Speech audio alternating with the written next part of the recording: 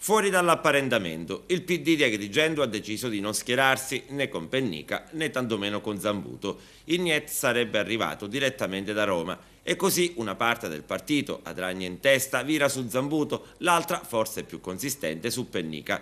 E il senatore oggi torna a ribadire le ragioni che avrebbero dovuto spingere il partito ad appoggiare, senza mezzi termini, al ballottaggio Marco Zambuto, come 5 anni fa. Io ho chiesto al mio partito di appoggiare Marco Zambuto perché è una posizione di coerenza con un'impostazione regionale, nazionale.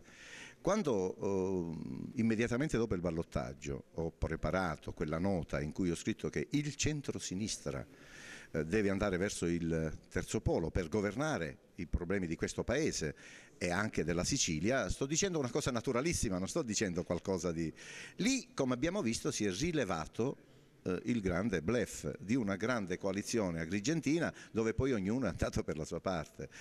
E così come non ci voleva chissà che cosa a far vedere un'incongruenza abissale, come faceva il Grande Sud di Cimino a stare in questa grande coalizione quando a livello regionale il suo leader Miccichè sta lavorando perché lui vada a fare il presidente della regione col centrodestra e pensava qualche collega mio di ritrovarselo in questa aggregazione per realizzare percorsi politici diversi.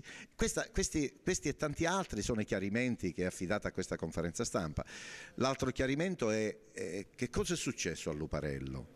Avevamo il candidato che poteva vincere queste elezioni, l'ho detto, l'abbiamo, e poi indignato se ne va.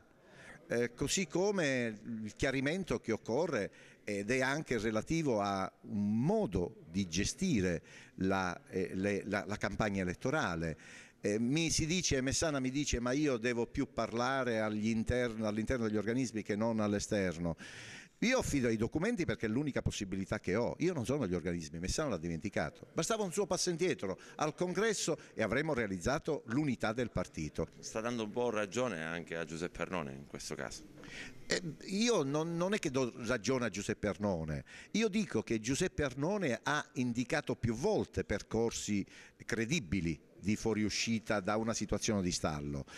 Io do ragione soprattutto a quella che è il buonsenso che ogni partito deve dimostrare di avere, così come anche deve avere il PD.